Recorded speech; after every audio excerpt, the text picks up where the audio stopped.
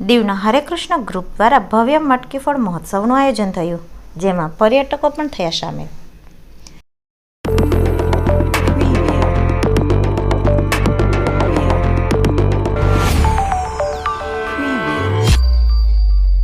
કેન્દ્રશાસિત પ્રદેશ દીવ ખાતે દર વર્ષની જેમ આ વર્ષે પણ હરેકૃષ્ણ ગ્રુપ દ્વારા જન્માષ્ટમી પર્વની ઉજવણી કરવામાં આવી. દીવના બંદર ખાતે જૂની બજારમાં મટકી ફોડનો ભવ્ય કાર્યક્રમ યોજાયો. કાર્યક્રમ દરમિયાન હરેકૃષ્ણ ગ્રુપના સભ્યોએ તેમના પરિવાર સાથે મટકી ફોડવાના ધાર્મિક કાર્યક્રમમાં ભાગ લીધો.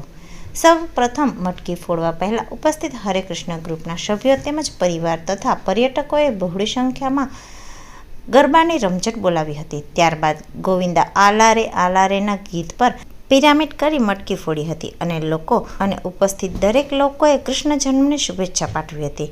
આ રીતે ખૂબ જ ઉત્સાહપૂર્વક અને ધામધૂમથી જન્માષ્ટમી નિમિત્તે મટકી ફોડી માખણ તથા ફળનો પ્રસાદ ભક્તોને વિતરણ કરવામાં આવ્યો. ઉલ્લેખનીય છે કે હરેકૃષ્ણ ગ્રુપ છેલ્લા 25 વર્ષથી જન્માષ્ટમી નિમિત્તે મટકી ફોડ કાર્યક્રમનું આયોજન કરે છે, જેમાં બહોળી સંખ્યામાં ભાવિ ભક્તો જોડાય છે.